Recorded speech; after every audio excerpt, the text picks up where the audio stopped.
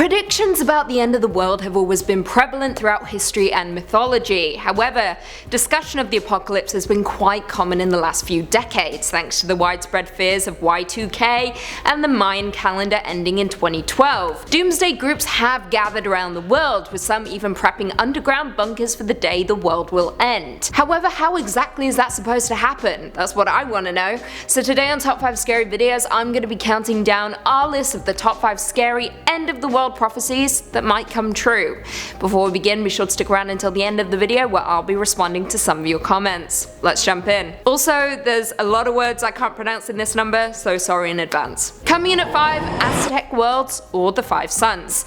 The 5 suns in the context of creation myths describes the doctrine of the Aztec and other Nahua peoples in which the present world was preceded by 4 other cycles of creation and destruction. Essentially, we are living in the 5th world, with previous ones being destroyed and reborn. Specifically, it is believed that the destroyer of the previous worlds were the gods, Tezcatlipoca and Quetzalcoatl.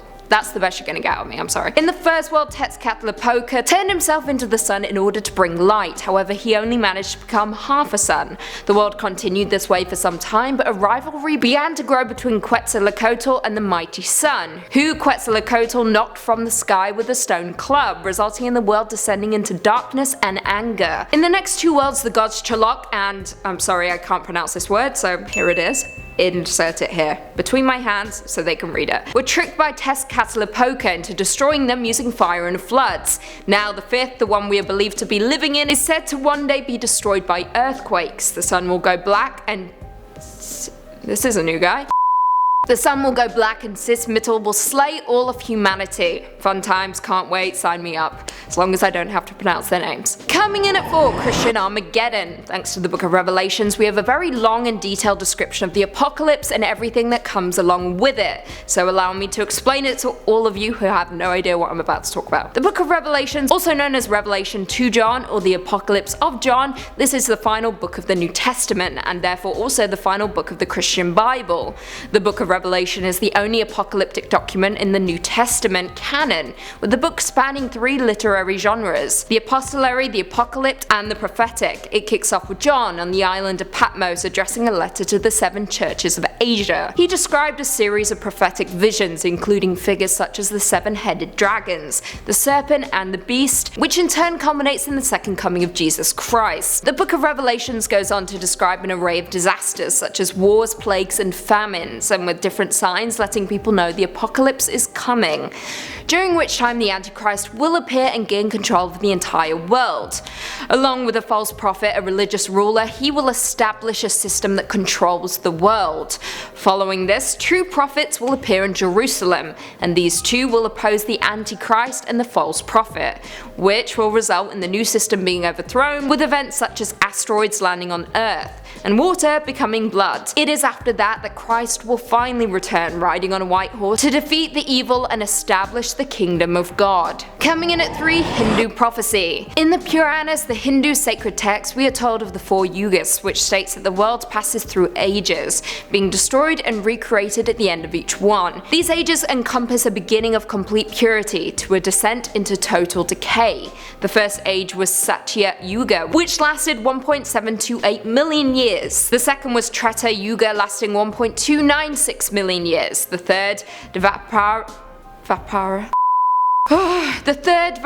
Yuga, lasting 864,000 years, and the last of the 4 ages, and the one we are currently residing in, is Kali Yuga.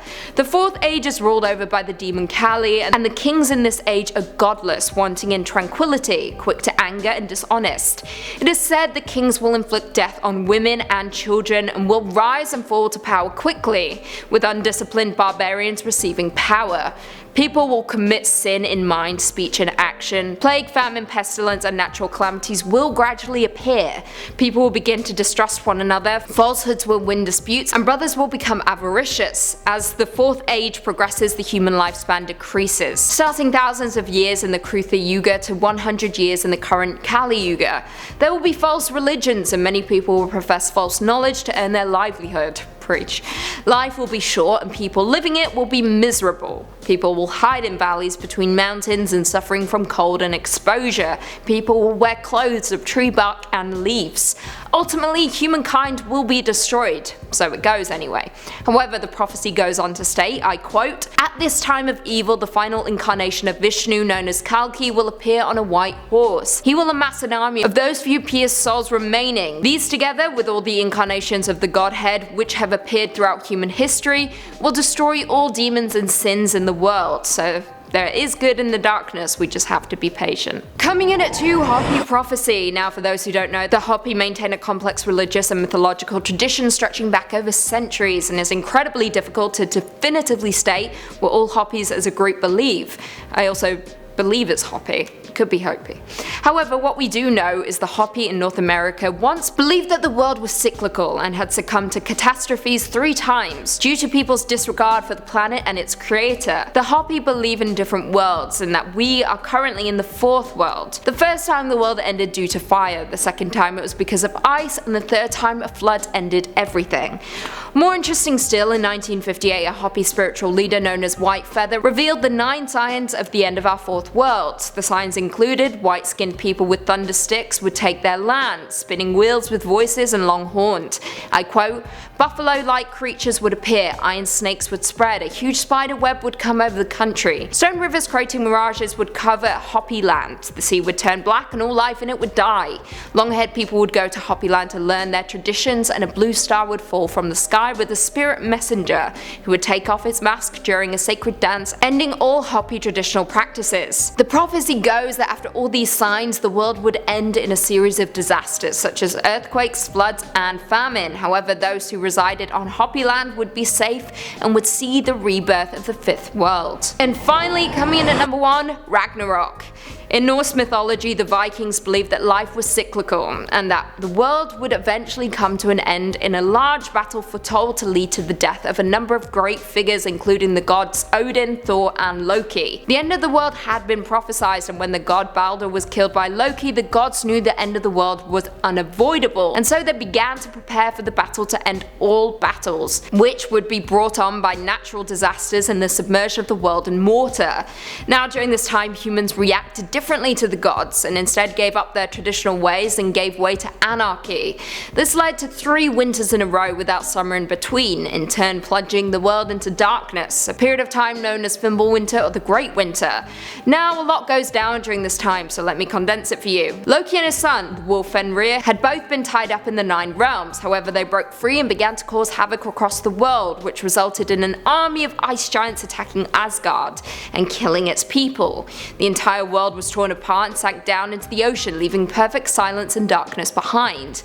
However, the Vikings believed that the world would resurface anew and fertile. The surviving and returning gods would meet and the world would be repopulated by 2 human survivors. Ragnarok is perhaps one of the most important events in Norse mythology and has been the subject of scholarly discourse and theory in the history of Germanic studies. It is also central to the 2017 MCU film Thor Ragnarok, wherein Asgard is destroyed by a demon, resulting in the remaining gods and its people fleeing and rebuilding their home on New Asgard. There is a lot more to it, but I don't have all day, so research. Well, there we have it. Do you guys agree with our list? Were there any end of the world prophecies that we missed? Leave us all your thoughts and feelings in the comments down below and perhaps we can do a part 2. Before I go though, I just want to respond to a few comments from one of our last videos. Top 5 worst horror movie endings part 2. L2J1986 said, "Nope, definitely disagree with Scream 2. Well, to each their own, but it's my opinion, and my opinion is the right one. Sam Singer said, "Rocking the Blue Jays jersey, you legend." Damn straight. Blue Jays. Even though we're shit. Thomas Lamb 5 said, "Hi Lucy, love you and your videos. In a previous video you mentioned that your tattoo is up the mountains in Banff. What's your favourite part about Banff?" The mountains. I thought that was obvious. Jad Wazir said, "Hey Lucy, I want to know your thoughts about Haunting of Hill House series. Did you like it?" Did I like it? You must be new here. Welcome. I was obsessed with it. I watched it 3 times through. I might do it again. Can't stop, won't stop. And on that note, if you haven't already, be sure to give this video a big thumbs up, subscribe, and turn on notifications so you never miss another scary vid. And until next time, see you later. Tezcatlipoca and Quetzalcoatl. That's the best you're gonna get out of me, I'm sorry.